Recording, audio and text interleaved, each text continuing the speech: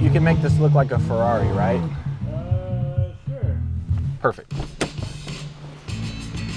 Welcome to my garage where I keep one of my boats and a small assortment of my fabric collection.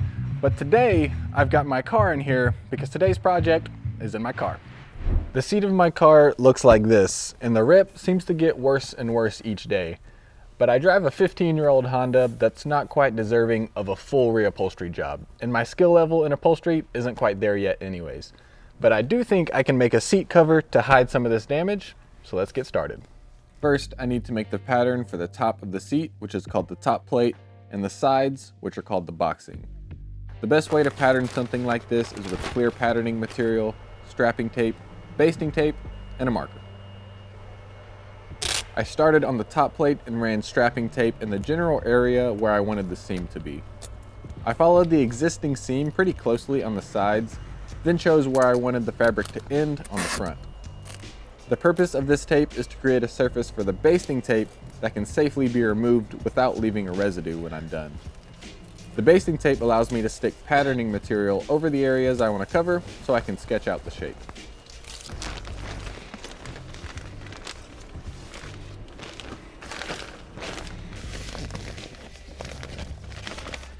I had to cut some slits to push that patterning material through the back of the seat. I'll have a back flap on this seat cover that gets pushed through the seat just like this for a seamless look and a secure fit.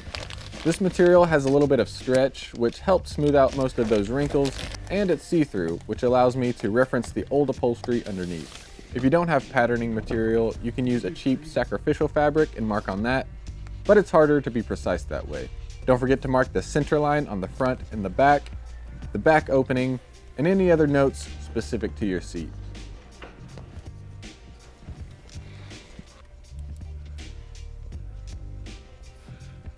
I also marked the position of the seatbelt to help with alignment later on. I used a dash line to roughly trace the shape I wanted, and I'll smooth out these curves and refine the shape later once I get it back on the flat workbench. Next, I needed to pattern the boxing. So I ran some basting tape just below the dashed line I drew for the top plate. I like to pattern the boxing while the top plate is still in position so I can match up those lines exactly. It may help to trim away some patterning material so you can see things more clearly. Since I didn't uninstall the seat, I could only pattern half of the boxing because the center console blocks the other side. That's not a problem though, because the general shape of this piece will be symmetrical and will need to be made from two pieces of fabric anyways due to its length. Drawing the top line is easy. I just retrace the line I drew for the top plate. I'll add in my seam allowances later on. It will be different for every car, but you may need to create some windows or adjust your pattern for the seat belt, controls, and levers on the side or front of your seat. I marked the position of my seat controls, but forgot to mark where the seat belt hole should be. I went back later and added it to the pattern. On my car, the boxing pattern is different on the driver and passenger side because the passenger side has an adjustment bar in the front and just a single lever on the side. When I make the cover for that side, I'll tweak the pattern to be shorter in the front and mark where the smaller window for that lever should be. The same top plate pattern piece can be used on both seats though. I just have to flip it over and make a mirrored version for the passenger side. With the pattern drawn, I peeled everything off, removed the basting tape from the pattern, and removed the strapping tape from my seat. I needed to refine this pattern a bit before I could use it.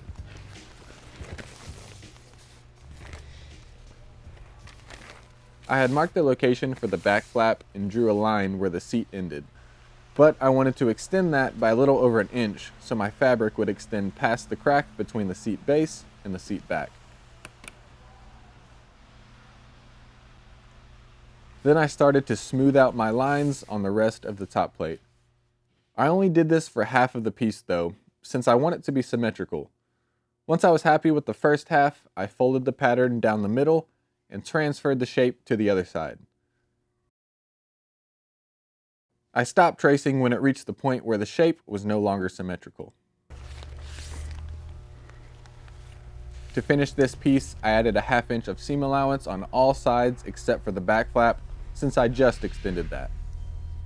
I cut it out and moved on to the boxing.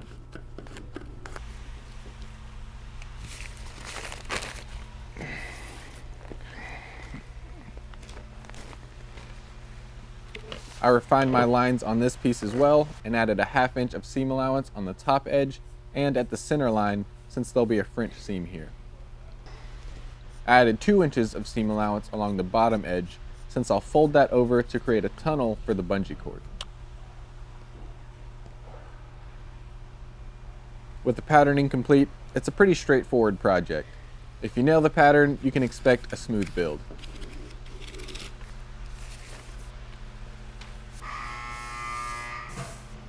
I'm using Sattler marine grade graphite fabric that I had left over from another project. I chose it instead of vinyl or leather because my car has seat warmers, and so I wanted something thinner than leather and more breathable than vinyl. Sattler is also UV, abrasion, and water resistant, so this should easily outlast my car and be easy to clean if I ever spill my morning coffee.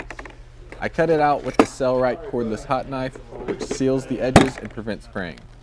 This is an amazing tool to have if you work a lot with synthetic fabrics.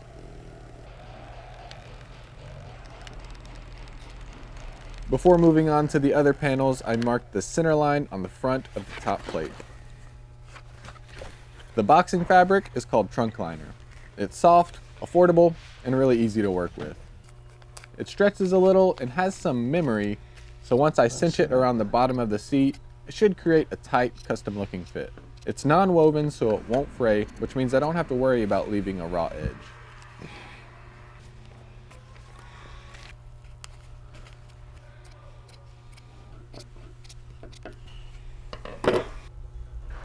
After cutting out the main shape, I finished sketching out the slits for the control window and seat belt.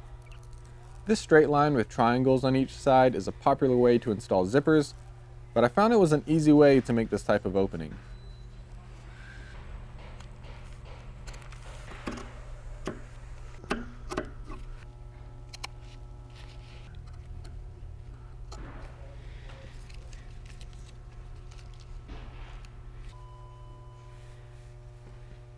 I'll show you how I sewed it a little later.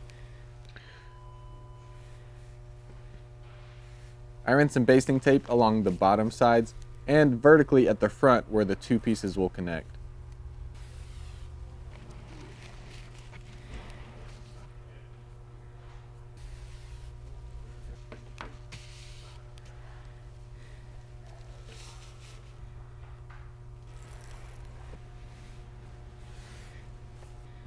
I wanted to sew the two pieces together before folding over the bungee cord tunnel.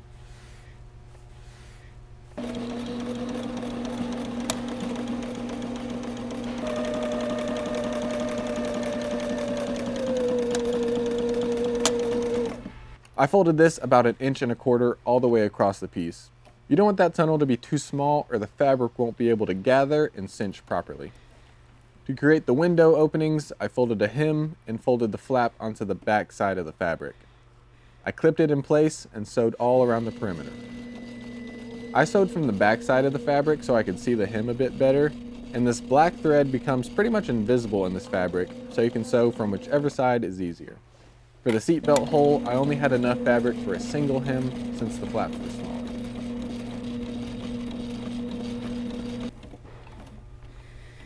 I sewed the bungee cord tunnel seam at this point since it was just being held by some basting tape.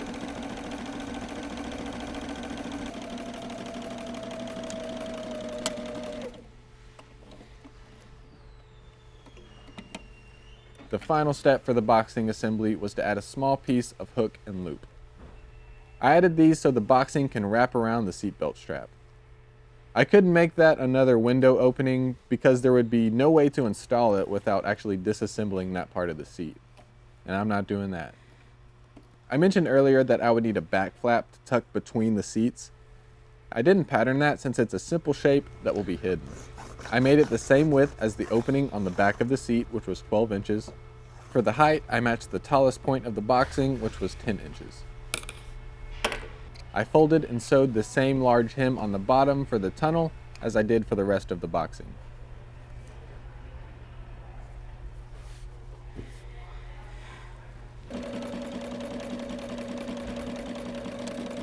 To put the top plate and boxing together, I lined up the seam on the boxing to the center line on the canvas. I made sure outside surfaces were touching and clipped all the way around.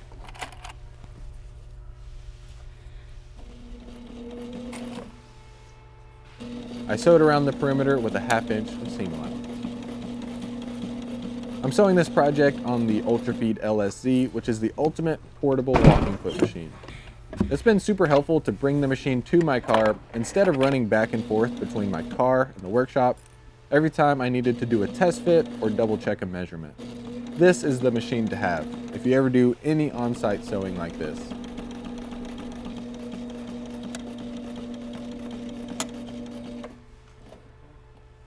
Then all that's left is to turn it right side out and do a final top stitch so the seam lays flat and adds a bit more strength. I really don't want this to rip, because if it does, I'll have to make a seat cover.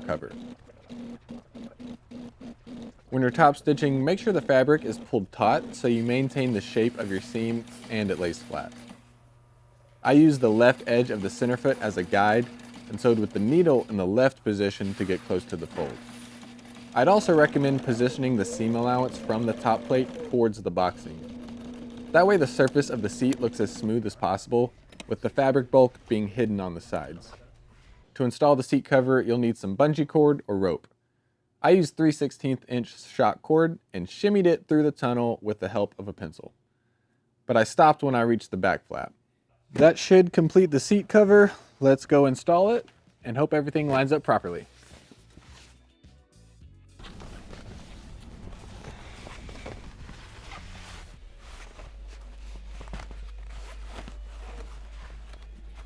After placing the cover of the seat and pushing the back flap through the back side, I passed the tail of the bungee cord under the seat and through the back panel's tunnel.